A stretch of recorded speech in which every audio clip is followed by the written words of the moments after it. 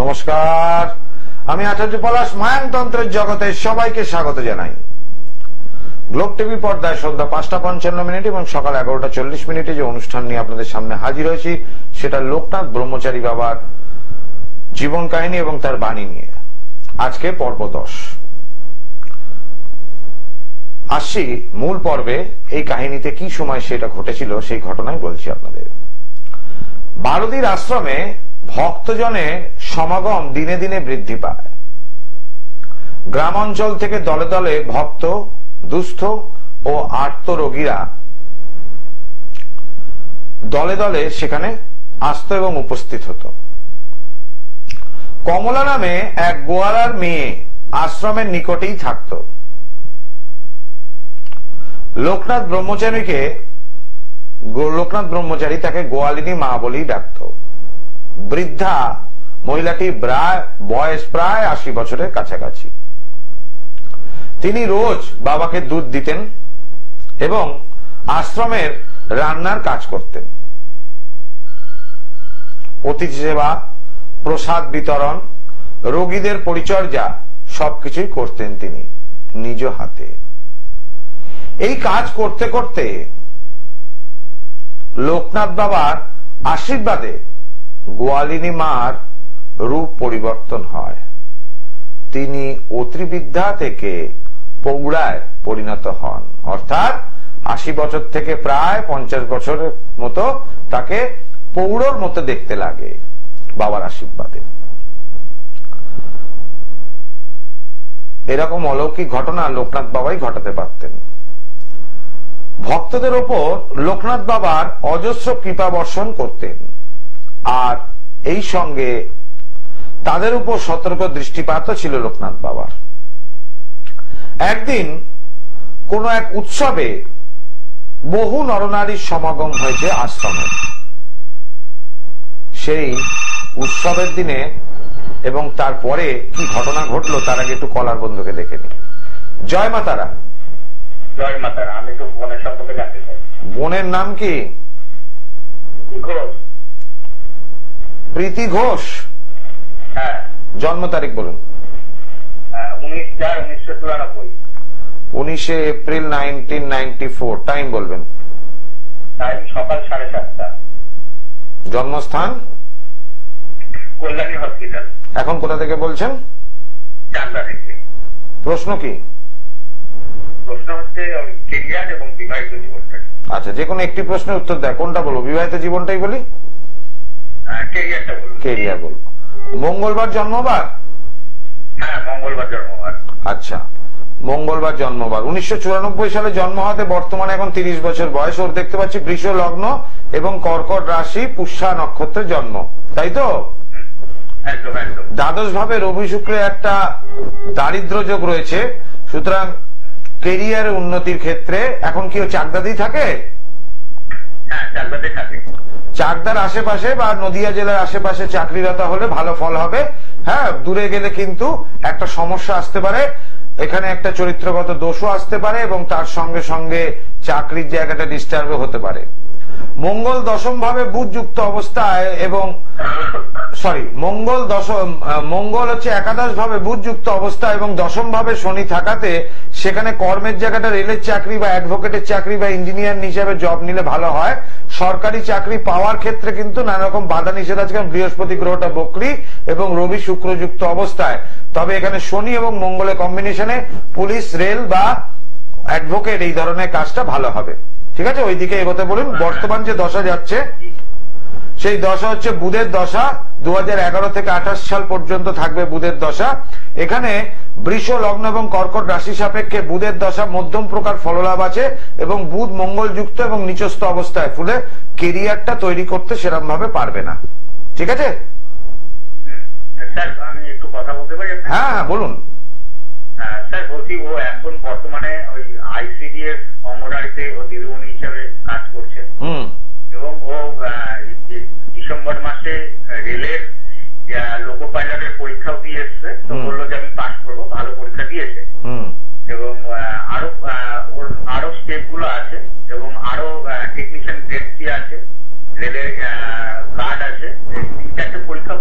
এই যে আপনি আমাকে এখন বলছেন ও যে দিদিমণির যে পড়াশোনা করে এবং তার সঙ্গে সঙ্গে রেলের পরীক্ষা দিয়েছে, আপনার বলার আগেই তো আমি বলে দিলাম যে কোথায় কোথায় চাকরি হবে, বলিনি?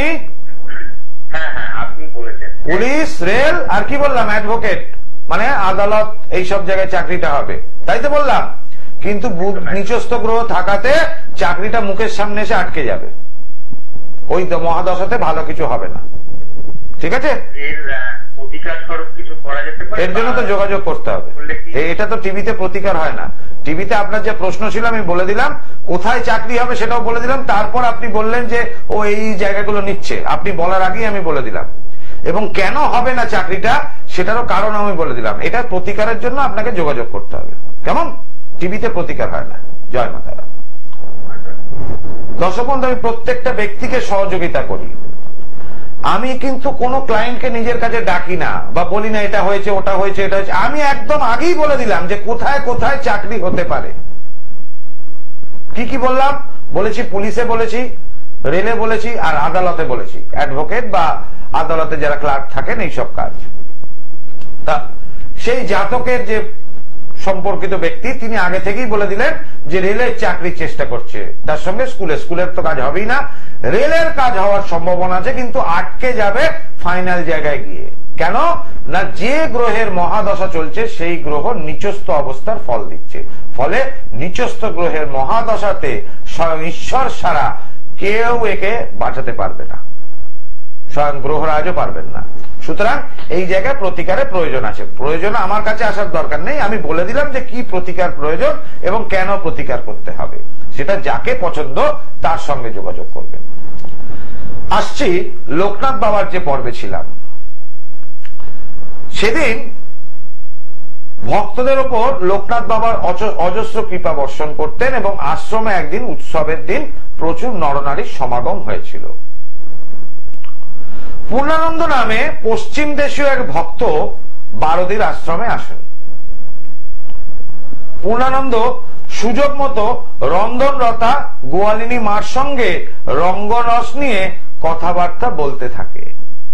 অর্থাৎ পূর্ণানন্দ এসে সেখানে কিছুদিন ছিল এবং গোয়ালিনী মা যেহেতু বয়সটা কমেছে, সে তো জানে না অরিজিনাল তার বয়স কত, সেই জন্য তার সঙ্গে একটু রঙ্গরস হাসি মজা কথা রান্নার ঘরে গিয়ে করত সেই পূর্ণানন্দ ব্রহ্মচারী। দূরে নিজ কুটুরে অভ্যন্তরে লোকনাথ বাবা তখন ধ্যান যোগে এইসব ঘটনা দেখতে পান এবং তিনি পূর্ণানন্দকে ডেকে পাঠান। পূর্ণানন্দকে বাবা জিজ্ঞেস করলেন, বলো তো দেখি পূর্ণানন্দ, স্ত্রী ও পুরুষ একসঙ্গে থাকলে কে আগে টলে? প্রশ্নটা কিন্তু খুব গভীর।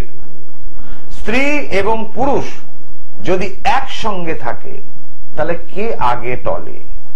এটা থেকে কিন্তু মানুষের, আমার ভক্তবৃন্দ যারা টিভির অনুষ্ঠান দেখছেন লোকনাথ বাবার ব্রহ্মচারী পর্ব, তাদের কিন্তু এই জায়গা থেকে একটু সচেতন হওয়া উচিত। ভক্তটি একেবারে নিরুত্তর।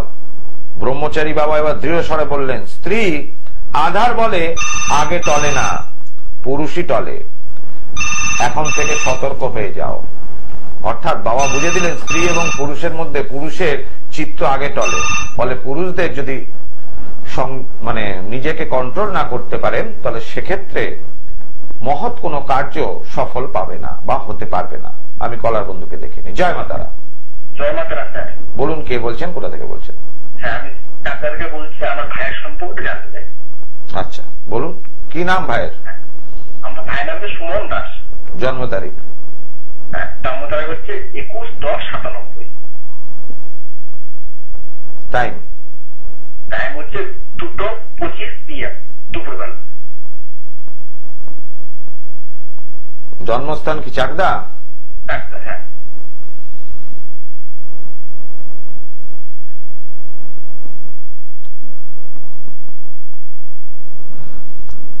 মঙ্গলবার জন্মবার? হ্যাঁ মঙ্গলবার জন্মবার, ঠিক আছে। এখানে কুম্ভ লগ্ন, মিথুন রাশি, আদ্রা নক্ষত্রে জন্ম।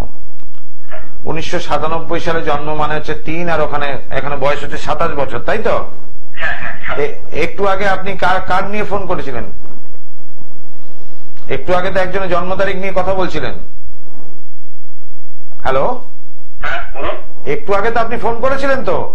না না না, আচ্ছা আচ্ছা, কি প্রশ্ন আপনার বলুন। এই ভাইয়ের বিয়ে সম্বন্ধে, মানে বিয়েটা কবে হবে বা কেমন হবে এই জানার জন্য। আচ্ছা, ভাইয়ের বিয়ে কিরকম হবে, কবে হবে এটা জানার জন্য। ভাই কি করে? ভাই একটা মানে দোকানে কাজ করে, মানে মাংসের ব্যবসা আছে, মাংসের দোকানে কাজ করে। মাংসের দোকানে কাজ করে, মানে ও কর্মচারী, তাই তো? হ্যাঁ হ্যাঁ হ্যাঁ। কি মাংসের দোকান, পাঠা না মুরগি? মুরগি মুরগি। মুরগির দোকান। নিজের নয়, অন্যের দোকানে কাজ করে। হ্যাঁ হ্যাঁ, ও মানে ব্যবসা করতে চাইছে, এটা হবে কিনা। বুঝতে পেরেছি। ভাইয়ের নাম কি বললেন? সুমন দাস। সুমন দাস। আপনার নাম কি? আমার নাম হচ্ছে অভিজিৎ দাস। Abhijit Das, very good. এখন প্রশ্ন ছিল আপনার ভাইয়ের বিয়ে নিয়ে, তাই তো? হ্যাঁ হ্যাঁ। সপ্তম ভাবে রাহু অবস্থান করছে, লগ্নে কেতু, দ্বিতীয় ভাবে শনি বক্রী অবস্থায় আছে এবং দ্বাদশে বৃহস্পতি নিচস্থ অবস্থায় আছে। বিবাহিত জীবন বা শ্বশুর বাড়ি নিয়ে একটা সমস্যা থেকে যাবে।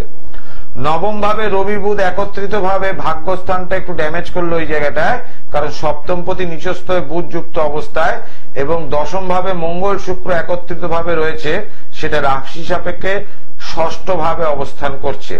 ফলে এক্ষেত্রে বলা যায় যে বিবাহিত জীবন খুব একটা সুখকর নয়। বর্তমানে শনির মহাদশা, সেটা 2023 সাল থেকে শুরু হয়েছে।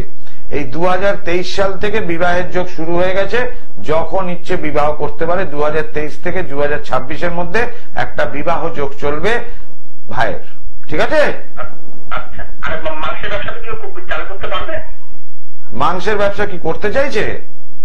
হ্যাঁ করুক, অসুবিধা নেই। জয় মাতা। আমি প্রত্যেকটা ব্যক্তিকে সহযোগিতা করি। যারা ফোন করতে চাইছেন গ্লোব টিভির পর্দায় সরাসরি অনুষ্ঠানে ফোন করতে পারেন। আমার নিজস্ব বাসগৃহ উত্তর কলকাতার শ্যামবাজার, কলকাতা স্টেশন, আরজিকর হসপিটালের কাছে। সেখানে আমাকে মঙ্গল শনি রবিবার দিন পাবেন। এছাড়াও আছে বুধবার দিন ব্যারাকপুর, শুক্রবার হাওড়া ময়দান, প্রতি অমাবস্যায় তারাপীঠ এবং অমাবস্যার আগের দিনও তারাপীঠে থাকি সন্ধ্যাকালীন, এবং আর তারাপীঠের আগের দিন থাকে বর্ধমান চেম্বার। এই যে মানুষের চরিত্র গঠন কিভাবে করতে হবে, সেটা লোকনাথ বাবা তার জীবন কাহিনী তো বটেই, বাণীর মাধ্যমে বুঝিয়েছিলেন। তার একটাই কথা, পুরুষ আর মহিলা একসঙ্গে থাকলে টলে কিন্তু পুরুষই আগে। ফলে নিজেকে সতর্ক হতে হবে। পূর্ণানন্দ কিন্তু সতর্ক হতে পারেনি, তাই তাকে আশ্রম থেকে বিদায় নিতে হয়েছিল। তাহলে বাবার যে বাণী, বাবার যে উপদেশ, সেটা পূর্ণানন্দ প্রত্যাখ্যান করে। ফলে আজকে পূর্ণানন্দ সেই দশা। উত্তর কলকাতা শ্যামবাজার, কলকাতা স্টেশন, আরজিকর হসপিটালের কাছে। সেখানে মঙ্গল শনি রবিবার পাবেন, প্রতি বুধবার ব্যারাকপুর এবং শুক্রবার দিন হাওড়া ময়দান। অমাবস্যার আগের দিন সকালে পাবেন বর্ধমানে, অমাবস্যার আগের দিন সন্ধ্যেবেলা তারাপীঠে এবং অমাবস্যার দিন সকালবেলা তারাপীঠে পাবেন। আর অমাবস্যার মহানিশায় তারাপীঠ মহাশ্মশানে মহাযজ্ঞ থাকে। আমার নিজস্ব গৃহ মন্দির শ্যামবাজার, আরজিকর হসপিটাল, কলকাতা স্টেশনের কাছে। সেখানে পূর্ণিমা ছাড়াও বিশেষ বিশেষ তিথিযোগে সেখানে হোমযজ্ঞ করেন। সব ব্যক্তি তারাপীঠ যেতে পারেন না, ফলে তাদের জন্য আমি আমার গৃহতে যজ্ঞের আয়োজন করি, যাতে প্রত্যেকে ভালো থাকতে পারেন।